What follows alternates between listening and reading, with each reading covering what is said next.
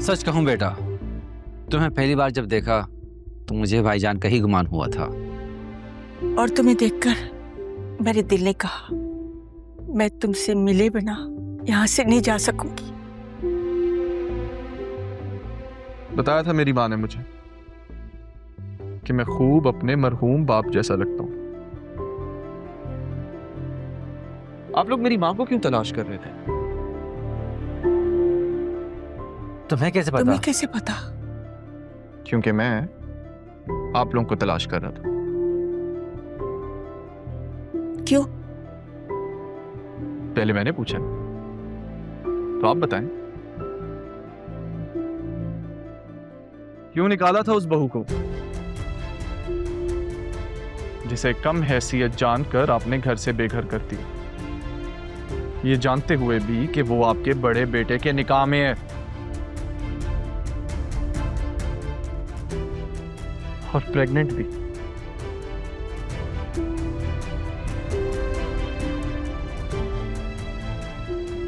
किस्मत भी क्या खूबसूरत खेल खेलती है ना।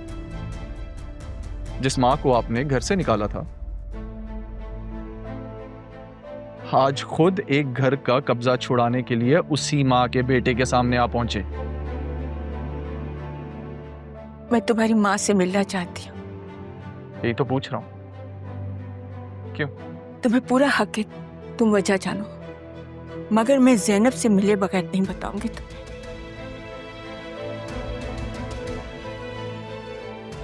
क्या तुम अपनी माँ से मुझे मिलवा सकते हो? पूछूंगा उनसे, अगर उन्होंने इजाजत दी तो जरूर।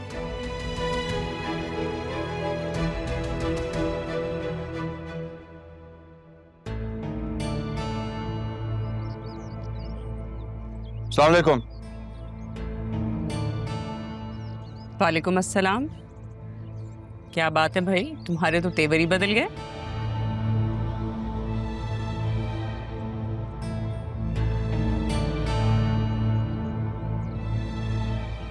मैं कुछ समझा नहीं। समझ तो तुम गए हो। हालात बदलने से इंसान की औकात और हैसियत नहीं बदलती। माना कि तुम सरकार के मुलाजिम हो, लेकिन इस घर की मुलाजमत तुम पे और तुम्हारी माँ पे अभी भी फर्ज है। लिहाजा ये जो तुम्हारी कमिश्नरी है ना, इसे अपने दफ्तर तक ही रख के आया करो। मैं तो सिर्फ एक बात जानता हूं बेगम साहिबा, जब मुकद्दर बदलते हैं ना तो हालात, हकीकत, औकात सब बेमानी हो जाती है। अच्छा, तो क्या मैं ये समझूं कि तुम्हारे मुकद्दर तुम्हारे हालात पे मेहरबान हो गए हैं? भाई अब तो तुम बड़े अफसर बन गए हो, सब कुछ ही मिल जाएगा तुम्हें सिवाय एक चीज के, और वो है राहा। शादी कर लो राहा से।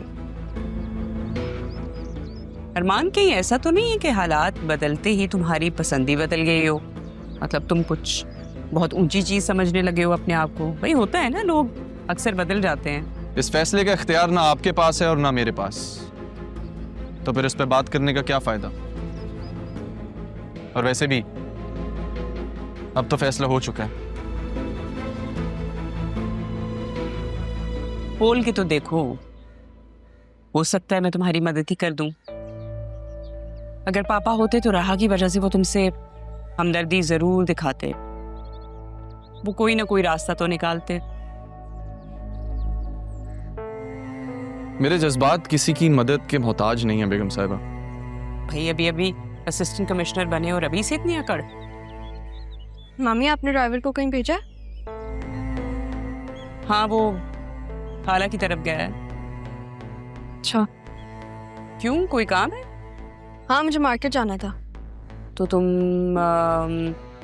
अरमान के साथ चली जाओ, अच्छा है, थोड़ा बाहर निकलोगी, उदासी तुम्हारी थोड़ी कम होगी। काफी दिनों से तुम कमरे से बाहर नहीं निकली, इसके साथ चली जाओ।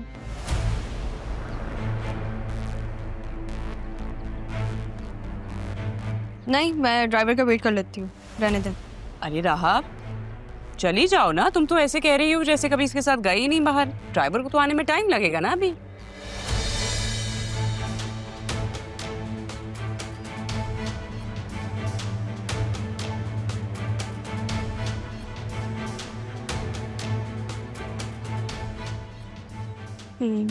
मैं फिर बतूल को भी ले जाती हूँ। बतूल घर पे नहीं है, जाओ तुम इसके साथ। ठीक है।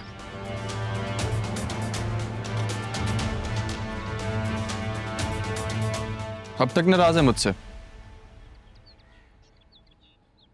तुमने धोखा दिया है मुझे।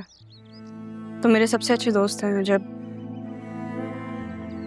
लगा था तुम मेरे साथ मुखलिस रहोगे,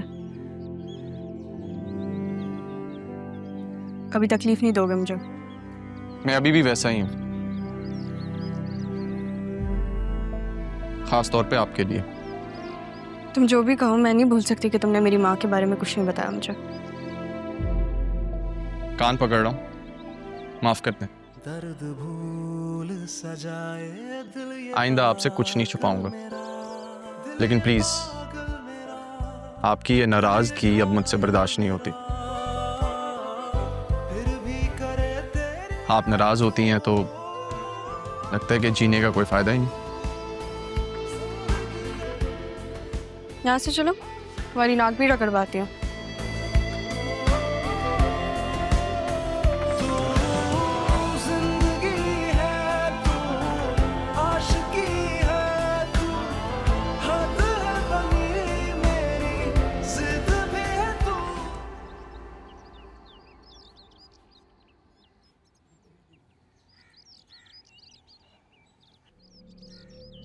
कहाँ जा रहे हो तुम दोनों? बुक्स लेने जा रहे हैं। बुक्स? मुझे भी चाहिए बुक्स। किधर? चलो साथ। चलो साथ। जो 2 मिनट रुको, मैं आती हूँ। ठीक है। ओके। मिस्टर अरमान, मेरी शादी होने वाली है राहा के साथ। तुम्हें ड्राइवरी करने की जरूरत नहीं है, मैं ले जाऊंगा उसे। ठीक है, ले जाओ। मैं भी तो देखूं कहां तक ले जाते हैं।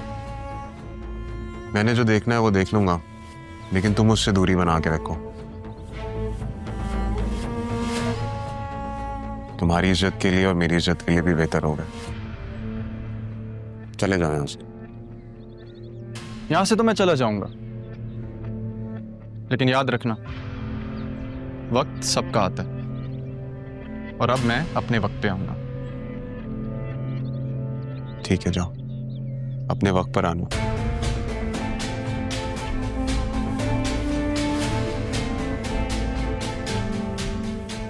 हाँ चले। हाँ। अरमान कहाँ गया? वो कह रहा था कि तुम्हारी मंगेतर है, तुम लेके जाओ, मैं क्यों ड्राइवरी करता फिरूं। अरमान ऐसे कैसे कह सकता है? अभी मुझे सॉरी बोल रहा था और अब? अच्छा, मैं उससे बात करके आती। अरे नहीं, क्या बात करोगी, इतनी अजीब सी बात करके गया है। चलते ना, हम देर हो रही है हमें। जब से दादा जान गए हम सब अलग अलग हो गए।